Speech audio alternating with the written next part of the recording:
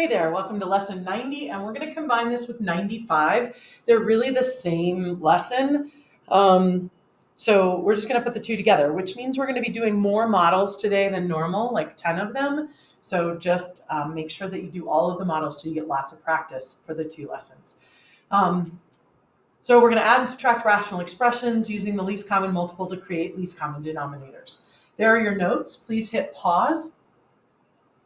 Okay, so adding and subtracting rational expressions needs common or like denominators, just like adding and subtracting fractions. Remember, rational expressions are just fractions that have a variable in the denominator. So if they have a like denominator, you add the numerator, you keep the denominator, and you simplify however possible. So you have to remember all of your different ways of simplifying, looking for like terms, reducing, factoring, distributing, using exponent rules, all of those things. The denominator can stay factored. To be honest, the Saxon textbook leaves them always factored. I've always gone back and redistributed them, but you can skip the extra work unless you are told specifically that you need to redistribute the denominator. Unlike denominators means that you need to multiply by a least common multiple to create a common denominator. So remember, to find least common multiples, you're going to prime factor or expand, circle the most of each factor and multiply. We're going to shortcut that a little bit today. It'll be pretty obvious when we are splitting trinomials into binomials. We don't need to factor those anymore. And then multiplying by 1 doesn't change the value. So you multiply by whatever factor it is that you need. So let me give you an example. On this first one, if I said 1/4 plus 1/8, I need to get a common denominator. Well, in my head, I really quickly just make 1/4 2/8. But the reason that that's happening is because what I have is I have a 4 times 2 here. Well, I'm short a 2 over here, so I need to multiply this side by 2. But I can't just double it because I want to. But I can multiply anything by the value of 1. So 2 divided by 2 is 1. So it's totally okay if I multiply by 2 over 2. That reduces down to 1, and multiplying by 1 doesn't change the value.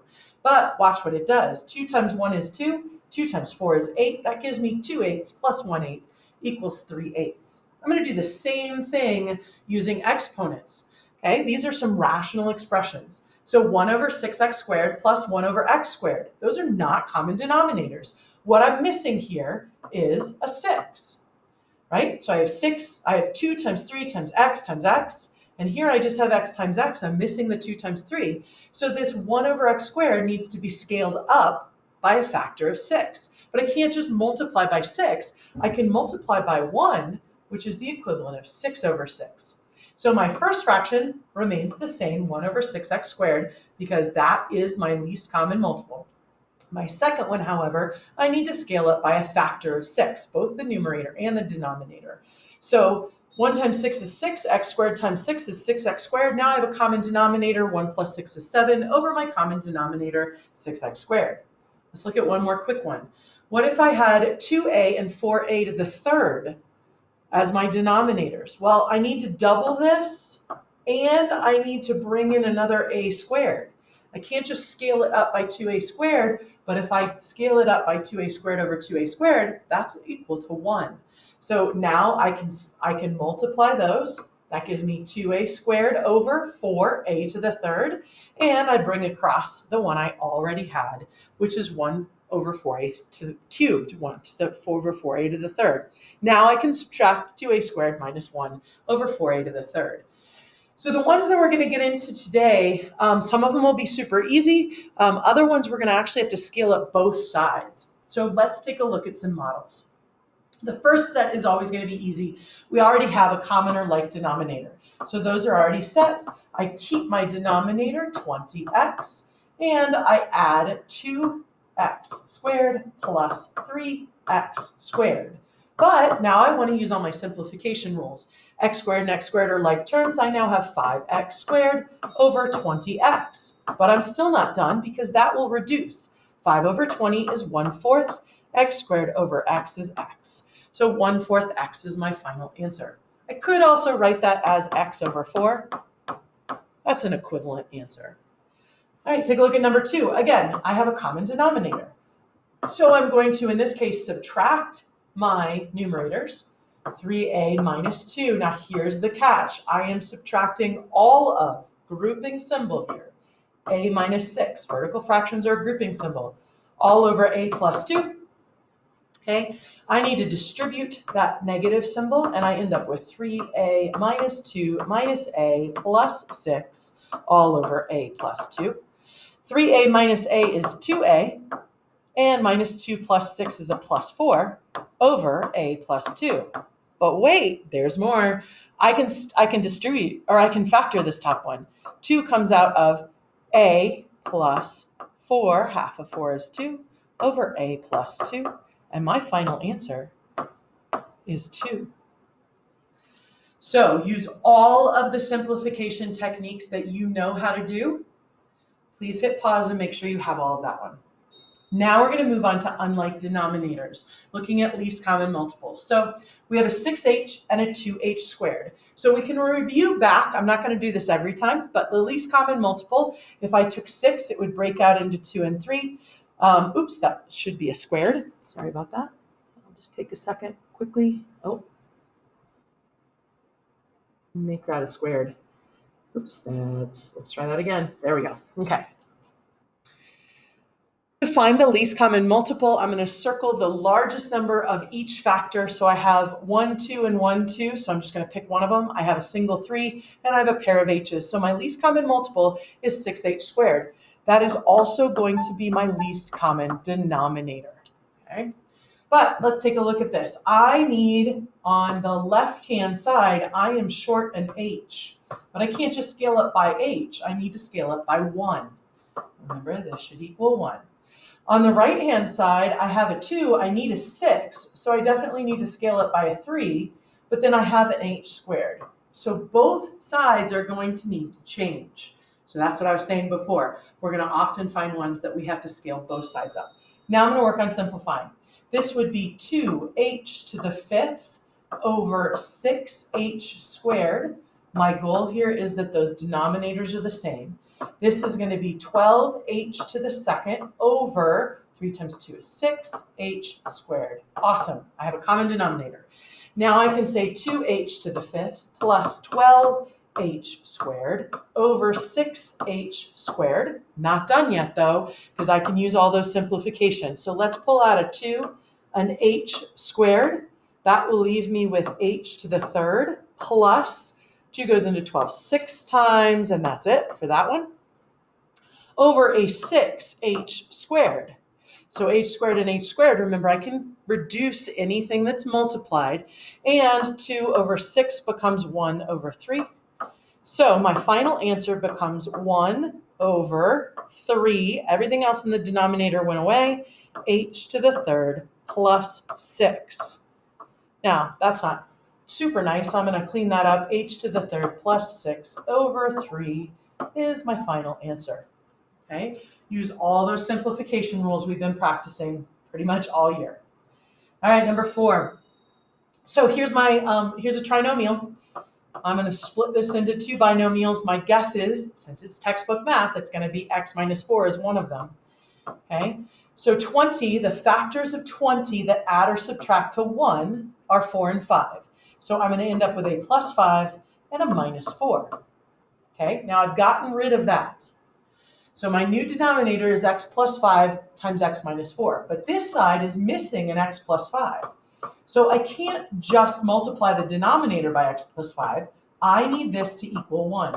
So the way that I do that is x plus 5 divided by x plus 5 is 1. Anything divided by itself is 1. Now I'm going to start cleaning all this up. So I have an x plus 5 times x plus 3 over x plus 5 times x minus 4. Now I don't want to cancel these yet because remember the whole goal is for me to have a common denominator. So don't jump ahead and cancel. Minus 2 over x plus 5 times x minus 4. Awesome, I have a common denominator. So remember, now what I do is I add my numerators, in this case subtract. I have an x plus 5 times an x plus 3 minus 2 all over x plus 5 times x minus 4. Now, here's what's tempting. You still cannot cancel those x plus 5s. This is a grouping symbol. That vertical fraction means that I can't start I can't start reducing things that are added and subtracted. But here's what I can do. I can say this is x squared plus 8x plus 15 minus 2 over x plus 5. Remember I said before you don't necessarily have to reduce the top one, but those two can go together. Oops, and 5 is way too close for me. I'm writing way big. So that gives us, nope, I'm just going to leave that. That gives us x squared plus 8x plus 12 over x plus 5, x minus 4. Now, to be honest, I probably would have FOILed that denominator, but the textbook doesn't insist that you do that, so you don't have to. All right, let's do this one. So here's what I notice about this one. If I switch these around so that the variable is first, this is a negative v plus 4, all right? So I've changed that denominator, but they're opposites. So instead of a positive v, I have a negative v. Instead of a negative 4, I have a positive 4. So either one of these, I could multiply by a negative 1. So I'm going to get rid of that negative v, and I'm going to multiply by a negative 1 over a negative 1 and switch all of those signs. So this one doesn't change, 8 over v minus 4, plus a negative 1 times v would be a negative v, and a negative 1 times 7 is a positive 7. A negative 1 times a negative v is v, and negative 1 times 4 is minus 4. I now have a common denominator. So 8 minus v plus 7 over v minus 4. 8 plus 7 is 15 minus v over v minus 4. And I'm pretty much done there. There's nothing else that I can reduce or mess with, right? Remember, we are also doing lesson 95 in here. So these are the models from 95, but it's the exact same thing. So what's the least common denominator? What's nice is the first couple, they don't ask us to simplify or subtract. So we're just finding the least common denominator. So this one, we're going to break into two binomials.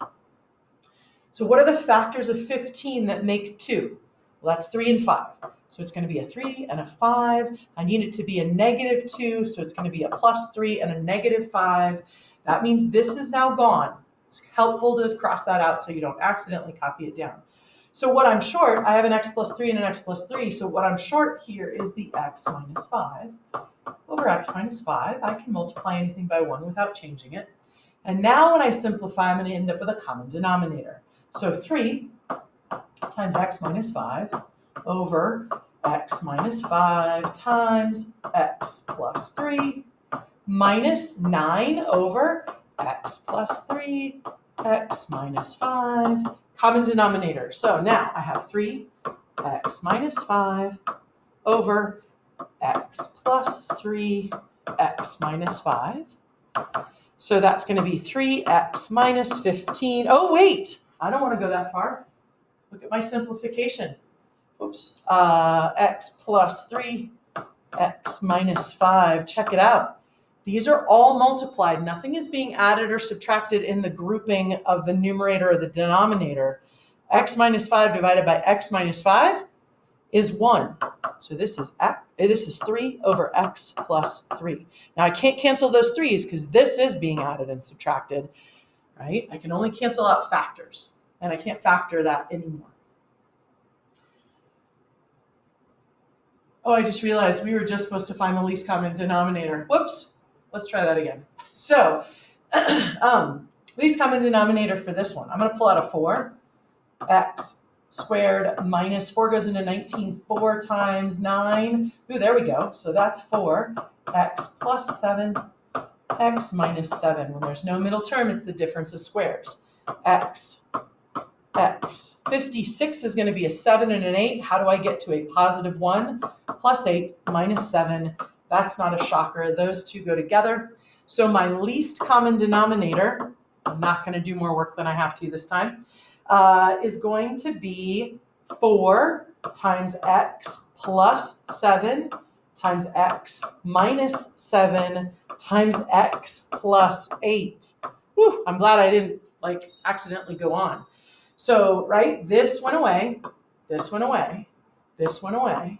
So that's kind of why I keep crossing things out. So what I would have to do is multiply the right-hand side by anything that I'm missing. So it would be 4 times x plus 7, and the left-hand side by anything that I'm missing, which would be the x plus 8.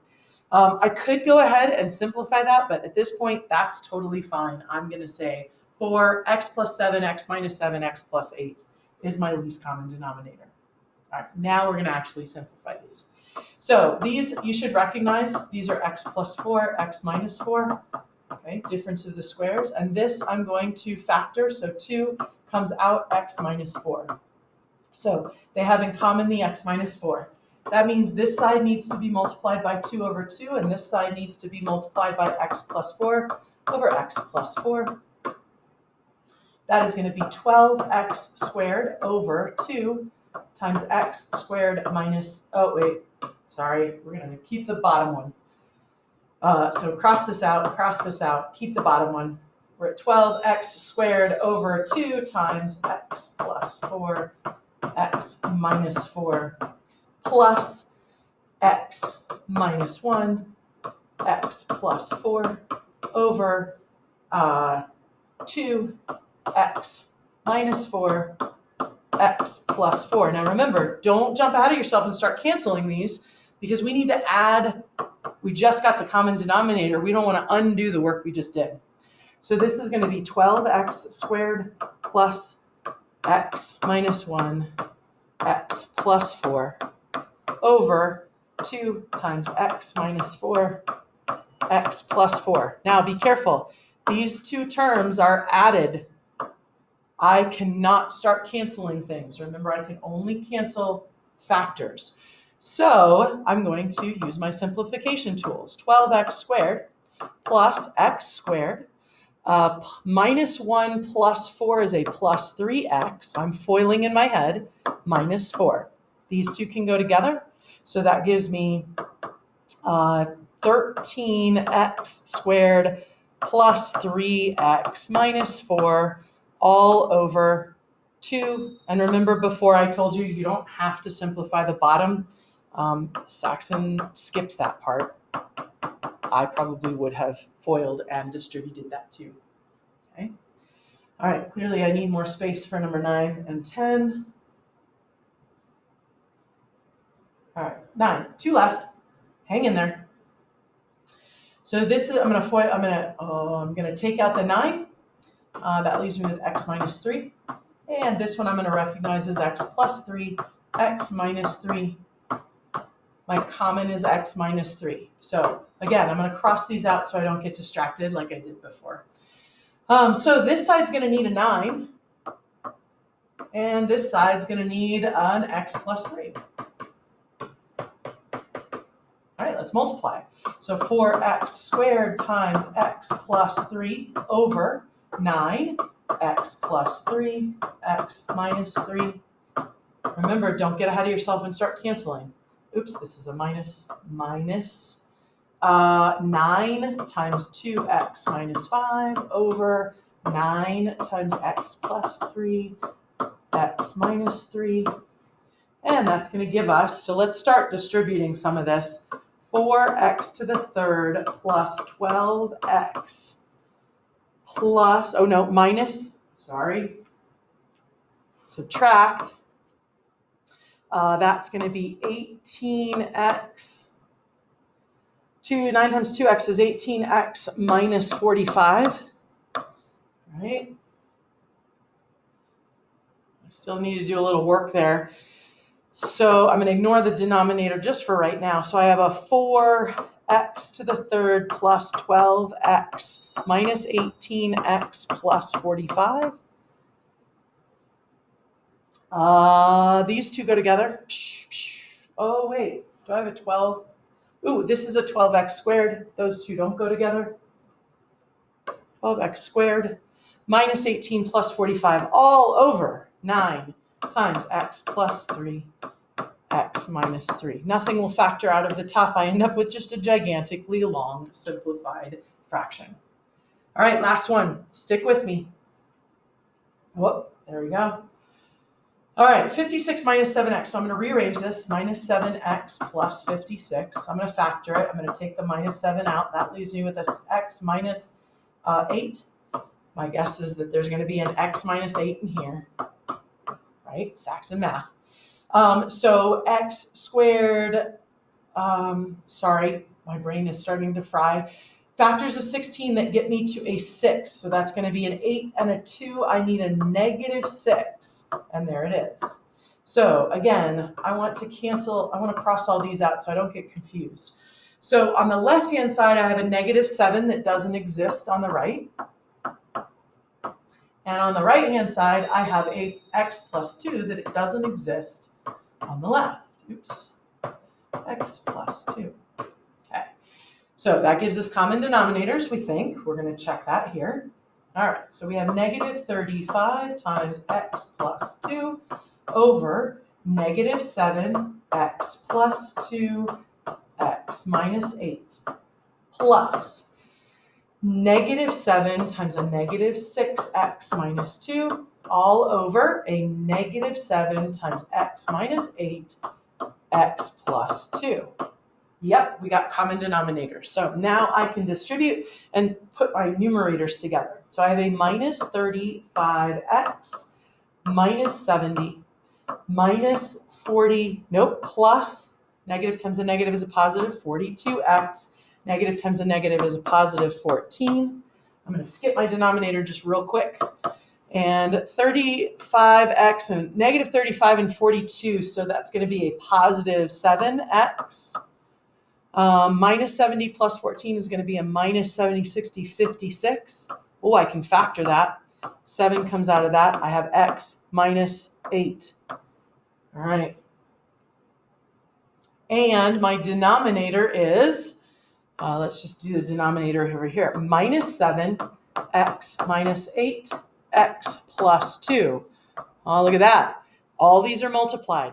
So x divided by, or x minus 8 over x minus 8 is 1. Okay, I'm going to come back over here. And 7 over negative 7 is a negative 1.